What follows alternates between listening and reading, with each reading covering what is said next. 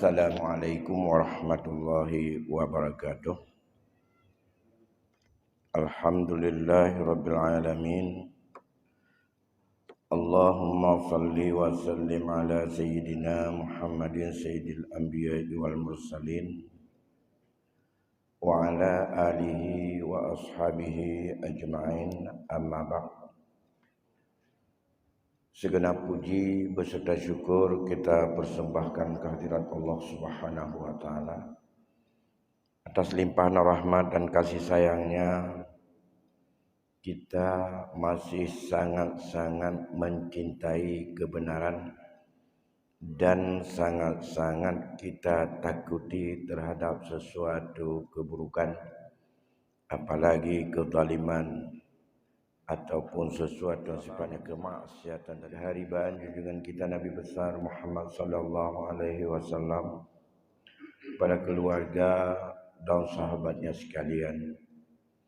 Ulun syekh Tuan Bandung, bapak-bapak, para guru, sidang, jamaah pengajian yang dimuliakan Allah Subhanahu wa taala.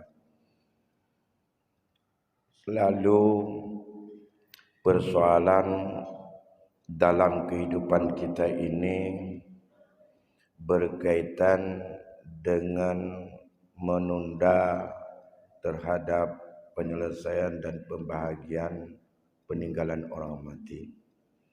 Ternyata persoalan ini menjadi persoalan yang sangat-sangat prinsip dan sudah menjadi tradisi dan kebiasaan masyarakat kita, tidak hanya di Lok Semawe, tapi bahkan di mana-mana, dengan dalih dan alasan yang sesungguhnya banyak alasan yang tidak bisa dipertanggungjawabkan dengan syariat. Tidak bisa kita pertanggungjawabkan dengan keyakinan kita dalam keimanan. Baru-baru ini, minggu lalu, ternyata persoalan ini menjadi perhatian daripada guru-guru kita yang bergabung dalam Majlis Permusyawaratan Ulama Aceh. Karena persoalan ini persoalan yang sangat krusial, perlu bayan hukum, perlu penjelasan hukum, menyangkut dengan eksekusinya, menyangkut dengan pemaksaan kepada masyarakat harus untuk melakukannya. Bila tidak tumbuh sebagai dorongan iman, tapi harus untuk dipaksakan, itu adalah hak eksekutif. Itu haknya legislatif untuk memberikan kepastian hukum. Ternyata Bapak Ibu sidang jamaah yang dimuliakan Allah, bahwa menunda pembahagian warisan kepada ahli yang berhak menerimanya dengan alasan uzur syar'i dalam beberapa hal saja. Di antaranya, andai kata ahli waris atau pewaris terjadi sebuah keraguan atau ketidakpastian. Misalnya ahli warisnya yang berhak menerima bersifatnya ia belum ada kepastian jenis kelaminnya. Misalnya ada kandungan yang sedang dikandung oleh seorang ibu dan ia sebagai pewaris, sebagai ahli waris bagi seorang meninggal. Itu boleh ditunda sampai habis uzur itu, sudah lahirnya si anak itu, maka harus ditunaikan terus dan diserahkan terus hak dia. Maka dalam kaitan ini, keraguan terhadap sesuatu yang sifatnya agak ada kepastian. Misalnya ada kandungan yang masih dikandung. Kandungan itu adalah anak daripada orang meninggal. Maka kandungan itu tidak bisa dipastikan hari ini apakah dia yang dikandung itu adalah laki atau perempuan. Andai kata dalam satu kasus misalnya ayahnya yang meninggal, enggak ada anak laki tapi ada anak perempuan, ada kandungan satu. Andai kata kandungan ini lahir, otomatis saudara kandungnya menjadi mahjub. Saudara kandungnya menjadi tersingkir. Tidak bisa mendapat pusaka karena dihalang oleh anak laki-laki walaupun dia bayi. Andai kata dibagi saat itu, kita belum tahu apakah ini anak perempuan juga akan lahir nanti atau laki. Itu tetap itu boleh ditunda. Dan itu wajib ditunda sampai ada kepastian. Ini ditunda saja kepada ahli waris yang ada efek dan ada pengaruh dengan keadaan bayi yang lahir. Sedangkan bagi yang tidak ada pengaruh terhadap bayi yang ada dalam kandungan ibu, maka ia tetap harus diserahkan. Misalnya, seorang yang meninggal dunia ada ahli waris anak perempuan 2 orang. Ada cucu laki-laki dari anak laki-laki 1 orang. Ada ibu si mayit. Dan ada isteri si mayit. Karena dia kemudian ada kandungan 1 daripada isteri si mayit ini. Ini yang akan berefek dengan lahirnya anak dalam kandungan adalah kepada saudara kandung. Yang pertama yang berefek langsung adalah kepada cucu laki-laki daripada anak laki-laki.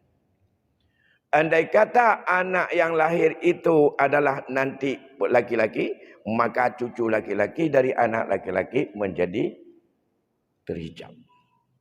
Menjadi gugur, tidak mendapat warisan. Tapi andai kata yang lahir anak itu lagi perempuan, maka cucu laki-laki itu tidak gugur. Dan ia bisa untuk mendapatkan sebagai ahli waris, sebagai orang yang mendapat warisan. Sedangkan untuk ibu, apakah laki atau perempuan yang lahir, tidak ada pengaruh. Ibu tetap mendapat 1/6. Andai kata yang lahir itu adalah nanti laki atau perempuan, bagi si isteri enggak ada pengaruh. Karena sudah ada anak yang dilahirkan. Apabila ada anak, isteri jadi 1/8. Lahir laki juga 1/8, lahir perempuan juga dia 1/8. Bagi yang tidak ada pengaruh, hak ibu, hak daripada isterinya, hak anak perempuan mempengaruhi. Andai kata anak perempuan yang 2 orang tadi, lahirnya anak laki-laki, dia gugur daripada hak mendapat 2/3. Bergabung dengan anak kecil itu mengambil lidzakari mislu hadil unsayain. Laki-laki mendapat 2/3 perempuan. Dan gugurnya cucu. Maka anak perempuan dan cucu laki-laki dari anak laki-laki itu ditangguhkan pembagian pusaka. Sedangkan untuk mamaknya, artinya mamak si mayit dan isterinya wajib diserahkan terus. Karena tidak mempengaruhi dengan bayi. 1. Itu yang dibolehkan. Yang kedua, terjadi keraguan kepada ahli waris yang lain karena mafkud atau karena tidak tahu arahnya. Enggak tahu masih hidup atau mati. Dan ia ahli waris. Ya. Itu harus ada kepastian hukum juga. Ditunda pembagian warisan dan orang-orang yang berpengaruh untuk dengan dia sampai nyata hukum terhadap ahli waris yang hilang. Atau begitu juga bagi seorang pewaris yang meninggalnya. Apakah meninggal, apakah tak meninggal. Karena sudah dia itu hilang dan sudah lama. Berita tidak ada, masih hidup atau enggak. Surat tak pernah dikirim. Alamat tak pernah yang ada tahu. Informasi enggak tahu. Itu juga ditunda.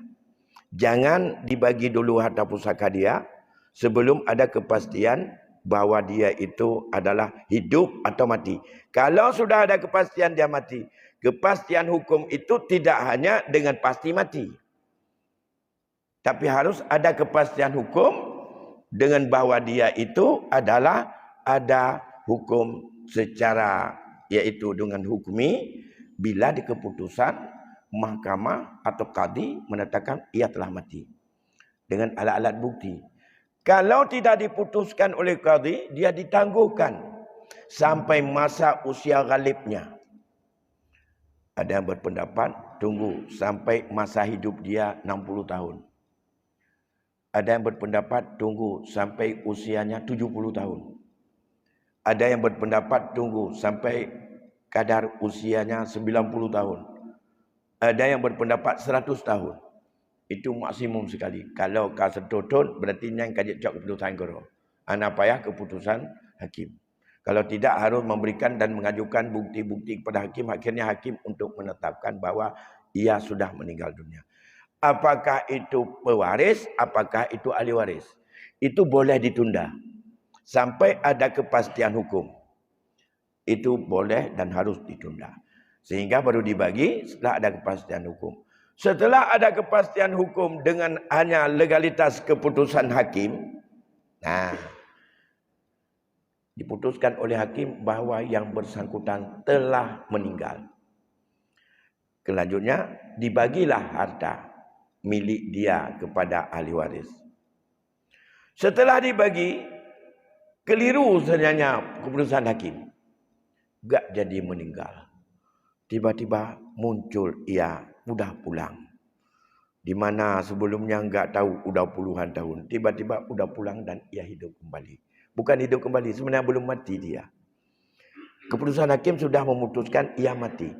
Sudah tajhid, sudah segala tajhid memang enggak ada orang. Ya salat gaib. Sudah takziah di rumahnya. Udah pokoknya kayaknya untuk bagaimana untuk orang mati. Menyenap boleh tulak umpang bulu. Kalau tulak umpang bulu. Kegaknya kalau berpidih atmaya kepada atmaya. Tiba-tiba enggak jadi mati pulang. Batallah keputusan hakim tadi. Maka kalau sudah batal, sekarang berkaitan dengan yang telah dibagi, yang masih ada in harta, wajib kembalikan lagi untuk dia. Yang enggak ada in harta lagi, wajib untuk mengembalikan cicilan kepada dia secara nilai daripada apa telah dibagi. Inilah makna dalam konteks muamalah yang diperhitungkan pertama dengan dan mukallaf dan juga dengan nafsul amri. Dan mukallaf berdasarkan keputusan mahkamah sudah mati. Rupanya itu adalah hakikatnya belum. Yang benar hakikat kalau kapan muncul hakikat. Dan ini juga boleh ditunda sampai ada keputusan itu. Yang selanjutnya menyangkut dengan tidak ada kepastian jenis kelaminnya. Karena masalah hukum waris ini, pembagian warisan, dia beda jenis kelamin, beda fungsi. Apa itu menyangkut halang menghalangi juga berbeda, bagian juga akan berbeda. Ada seorang anak yang ia itu adalah apakah ia itu adalah perempuan? Karena dia itu adalah khosa. Ini juga ada dalam konteks kefikihan. Diteliti dulu. Tunda dulu, jangan bagi dulu. Kita pastikan dulu. Ini yang enggak jelas lelaki atau perempuan, lelaki atau perempuan. Jelas, periksa dulu. Ya.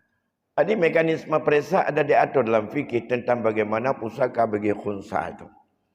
Yang pertama-tama dilihat. Ia kalau ngencingnya itu pakai alat kelamin apa? Kalau keluar kencingnya laki, dia dihukum laki. Kalau waktu kencingnya itu adalah pakai kelamin perempuan, berarti dia dihukum perempuan. Dua-dua kelamin ada sama dia. Yang mana dipakai? Karena enggak ada hukum waris. Bagaimana yang ada lid zakari mislu hadil unsayan. Unsa zakar. Enggak ada bainahuma.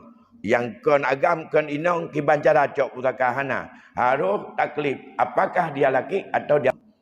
Itu kalau izin anak bikir, as-sukutu ya dulu ala ridha. Anaknya anak gadis bagi wali mujibir dalam mazhab Syafi'i. Dengan syarat-syarat juga yang sangat ketat.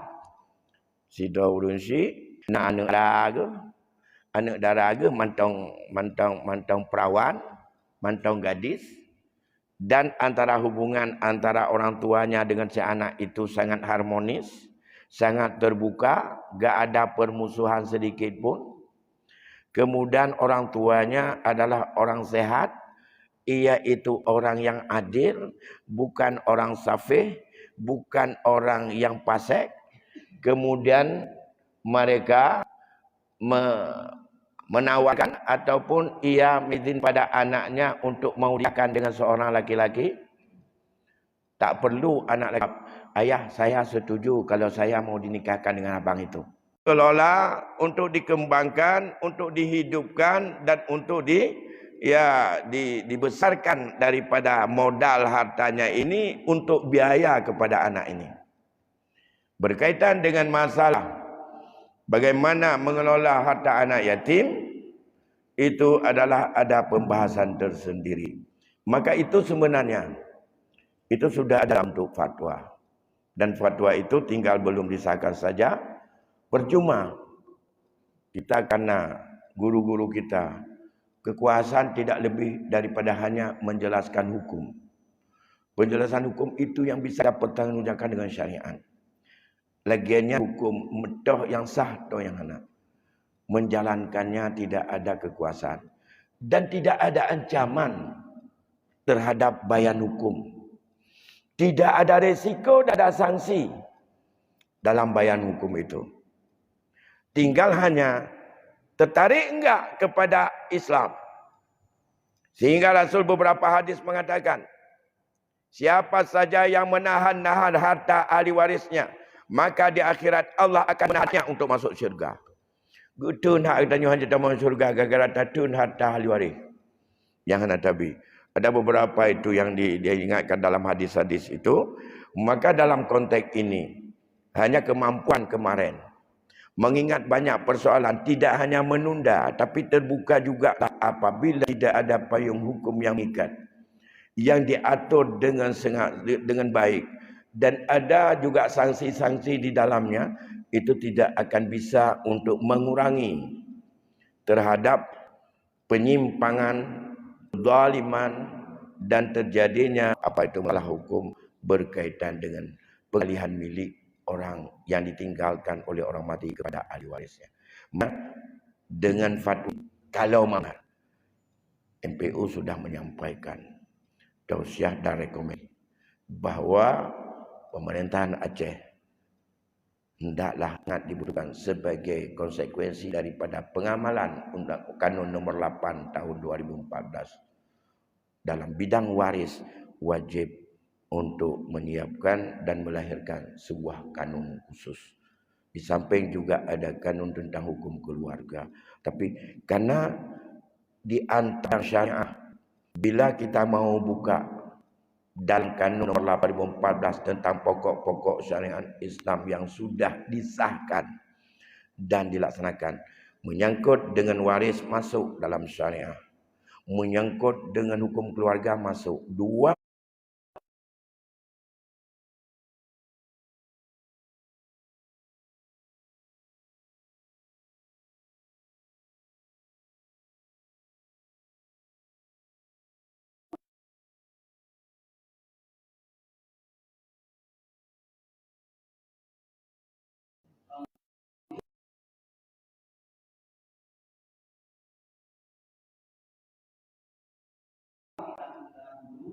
atau kita bagi langsung hartanya, dia kebetulan anak yatim, kita bagi hartanya dia dikelola oleh abangnya yang disiplin atau orang tuanya mama. Tapi risiko masih ada, begitu dia lahir meninggal dunia, harta dia apakah ada kerugiannya atau karena ada salah abangnya, itu berdasarkan hukum. Assalamualaikum warahmatullahi wabarakatuh.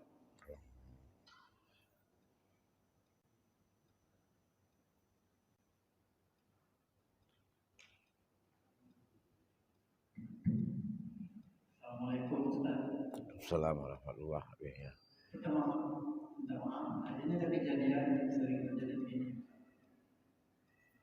Meninggal seorang bapak, ada anak di Aceh 2, kemudian nikah sini di Jawa, juga ada anak 2. Baru ketahuan ada anak nikah sini di Jawa setelah meninggal bapaknya. Maka terjadilah cekcok sama orang kampung. penyelesaiannya ini bagaimana? Apakah ada hak nikah siri dua orang laki-laki di Sumatera Utara atau di Jawa? Yang cek juga sudah jelas. Baik. Yang kedua, pertama yang kedua, yang sering terjadi di Wahai Ustaz, sebelum perakit datang oleh orang tua kamu, karena anak sebahagian laki-laki ini kasus kedua, satu yang tinggal di Aceh, yang lain merantau, misalnya ke Sumatera atau Jawa. Sebelum masalah perakit itu hartanya dan diwajibkan oleh laki-laki yang ada Jajan. Itu berarti masalah dulu sebelum masalah perakit ini yang sering terjadi di Aceh cukup banyak. Penyelesaian mohon Ustaz. Terima kasih. Assalamualaikum. Waalaikumsalam warahmatullahi wabarakatuh. Cukup dua dulu teman-teman karena memang agak panjang. Oh ya, silakan lagi. Tolong diingatkan saya nanti kalau panjang sedikit ya karena banyak ini udah 5 ini. Udah 5 kasus, 3, 2 sama ada. Silakan Pak. Assalamualaikum. Waalaikumsalam. Ada seorang perempuan janda mempunyai anak 2 perempuan. Suaminya meninggal beberapa tahun yang lalu.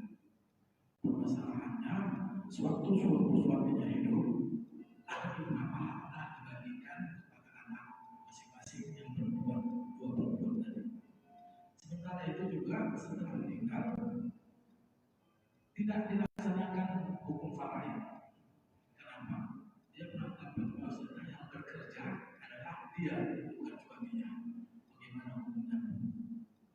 Baik, Pak Azim. Ya, yang pertama punya Pak Nasir tadi berkaitan dengan ada anak dalam kandungan dengan alat yang canggih sudah diprediksi. Apakah tak perlu untuk ditunda? Nah, jawabannya ia tetap ditunda. Prediksi bukanlah sesuatu ilmu yakin. Walaupun dengan alat deteksi yang begitu canggih, tapi juga pernah meleset. Yang tidak pasti itu masih prediksi dengan ilmu. Yang kedua, resiko tadi. Anak dalam kandungan bila dia sudah ada potensi sebagai hidup, sudah ada janinnya, dia adalah punya hak mendapat warisan dari orang tuanya dengan syarat saat melahirkan, saat dia lahir ia bersuara. Saat lahir ia berteriak, artinya ada suara dan ada itu baru dia punya hak. Tapi begitu lahir tanpa bersuara, hanya umet-umet meninggal terus, tidak punya hak. Karena harus lihat lagi saat lahir itu syaratnya, maka jawabannya tetap harus ditunda dulu bagi ahli waris yang punya dampak dengan kehadiran anak ini. Anak-anak yang lain akan besar atau akan lebih kecil haknya dengan hadir dia. Tentu saja anak-anak yang lain akan lebih mengurangi haknya dengan kehadiran. Kalau dibagi sekarang, maka nanti akan susah untuk dirat kembali hak dia yang sudah dibagi untuk dibagi kembali kepada mereka. Datuk. Ini berkaitan dengan ilmu pengetahuan tentang pemahaman. Sebenarnya itu sama aja dengan mablin dulu. Cuma prediksi dulu bukan dengan alat deteksi. Hanya dengan pakai perasaan dan ya itu ada tanda-tanda alam yang ada tanda pada keberadaan jemelungnya agam berarti kan itu prediksi mabidan dulu. Yang kedua, pertanyaan dari Bapak tadi berkaitan dengan seorang yang meninggal dunia. Di Aceh ada 2 anaknya. Rupanya tahu-tahu begitu meninggal, di Jawa rupanya ada juga dia 2 orang anak dengan 1 isteri, tapi yang di sana tidak ada buku nikah karena kawin siri. Yang di Aceh kawin formil, ada buku nikah. Pertama, kalau itu adalah tidak diketahui, perlu dulu penetapan apakah betul yang di Jawa itu adalah memang isteri dan anaknya. Betul. Apakah nikah dengan isteri di Jawa itu memenuhi syarat dan rukun menurut hukum syarak? Memenuhi syarat. Kadang dia menikah, kiban cara menikah sirinya. Nikah siri tak semua sah. Yang dia ke kadi adalah kadi liar, bukan wali menurut urutan wali dalam fikih yang menikahkan, yang memberikan hukum, maka itu fasid. Fasid, mereka bukan anak, tapi anak-anak di luar nikah. Kalau fasid, isterinya bukan isteri, tapi kawan tidur malam. Itu kawan tidur malam atau kumpul kebo. Tapi kalau sah, itu anak sama status. Bedanya ini ada pengakuan negara, itu tidak ada pengakuan negara saja. Tidak ada pengakuan negara, tapi negara melindungi sesuatu perkawinan yang sah menurut agama kita. Cuma tidak diberikan perlindungan hukum. Artinya, andai kata terjadi qalqil, itu mahkamah kalau tidak ada catatan di KUA, itu tidak dilindungi. Tapi kita diakui. Karena perkawinan sah, bila sah menurut ketentuan daripada agama kita. Tidak dicatat di KUA, maka itu tidak mendapat perlindungan hukum. Persoalan sekarang, kalau enggak ada perlindungan hukum, sampai enggak bisa masuk sekolah. Karena enggak bisa lahir akte kelahiran. Kalau tidak ada dari buku nikah, maka itu penting. Maka pasca konflik di Aceh sekarang sampai hari ini belum tuntas. Yang harus untuk ditangani berkaitan dengan isbat nikah. Karena dulu enggak pakai kadi ini, ada kadi lain. Maka tidak ada catatan di KUA. Maka saat itu sekarang harus ada isbat nikah. Isbat nikah anak ini enggak korban. Walaupun ini tetap bisa masuk sekolah. Nah, oleh karena demikian secara hukum syarak, bila pernikahan ditanya sah dan tidak ada khilaf, karena dinikahkan oleh wali, ada 2 saksi dan juga syarat darah baru dan lintuhnya itu adalah bukan muhrim dan mereka itu sah nikah, maka sama hukum. Dia meninggalkan 4 orang anak, 2 isteri. Kalau masih ujuk isteri. 4 orang anak tetap sama hukumnya, haknya. Bila tidak mau diberikan oleh anak yang di Aceh, berapa saja milik mereka menurut hakikat hukum, itu adalah tidak halal dimakan dan itu sepotong api neraka oleh mereka. Misalnya ada wang sekarang 100 juta peninggalan orang tuanya. Setelah poron, setelah keluar daripada hutang macam-macam, bersih 100 juta. Milik dia anak di sana 2 anak 1 isteri, milik anak sini 2 anak 1 isteri. Milik awaknya taban, kadih tabah hinong tabah agam, ranu tabah hinong tabah agam. Nyan hakikat ji, harta itu adalah 50 juta hak keluarga je, 50 juta hak keluarganya secara umum. Walaupun kita bagi secara hak masing-masing sudah seperti itu. Hari pi kedih membacut pi. Awaknya nampak minta perlindungan hukum. Ijabat dengku kepegang hukum tagat. Pemaksaan tak ada. Email Pak Mahkamah untuk dalam hukum perdata tidak dilindungi karena tidak ada buku nikah. Lantas keluarga yang di Aceh yang nak buku nikah utama ambil sertuh betul betajuk. Jut secara paksa dan ulai nak tahu mai budi rumah dia. Kecuali tamulah salah. Email lah hukum dah untuk kena untuk penjara. Wajib je lah untuk. Oh ya ikah kon hana hak. Karena itulah nama tidak dilindungi oleh hukum.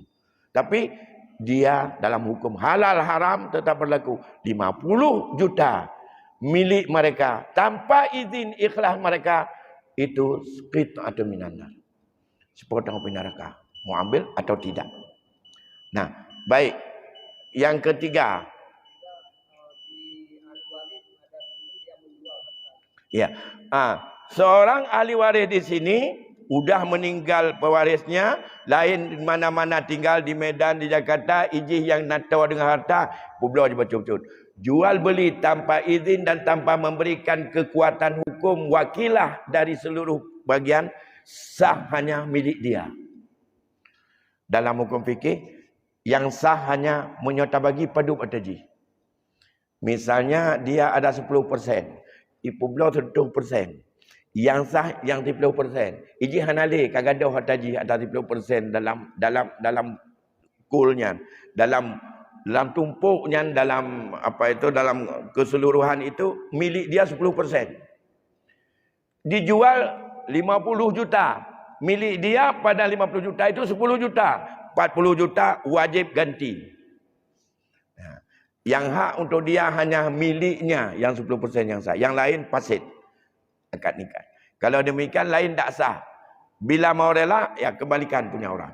2. Yang ketiga, yang terakhir. Oh ya. Kalau tidak diserah terimakan di saat dibagi-bagi sebelumnya, ada dikaitkan nanti setelah aku meninggal kamu ambil, itu adalah kembali harta itu jadi harta warisan. Hibahnya hibah fasid. Karena tidak diserahkan saat ia hidup. Sehingga wajib itu menjadi harta warisan kembali. Ada bapak terakhir? Yang tadi ya bapak ya? Ya. Tapi nanti yang bapak tanya tadi? Dia tak mau membagi. Istri tak mau membagi anak tadi. Betul. Karena sudah dia menganggap dia ambil alih. Itu kalau dia ngekang tidak bagi. Kalau dia memang isteri daripada seorang suami, anak itu bisa mengajukan untuk perlindungan hukum. Dan ia wajib bagi itu. Apalagi mau kahwin lagi dia nanti itu. Habis punya anaknya enggak tahu ke mana. Dan ia tidak sah menggunakan itu semuanya. Mau jual pun tidak sah, semua akan fasid. Akibat fasid, makannya padahal milik dari peninggalan orang tua, makannya sudah makan haram, kita enggak sah. Karena akibat dijual, ambil duit, beli roti enggak sah kita makan. Dan itu dengan uang yang fasid. Secara iman bermasalah sekali. InsyaAllah di lain kesalahan kita perpanjang pembahasan karena ini waktunya sudah masuk waktu Isya. Lebih kurang saya mohon maaf sampai di sini dulu. Hadanallahu wa iyyakum ajmain. Wallahu a'lamu bissawab. Wassalamualaikum warahmatullahi wabarakatuh.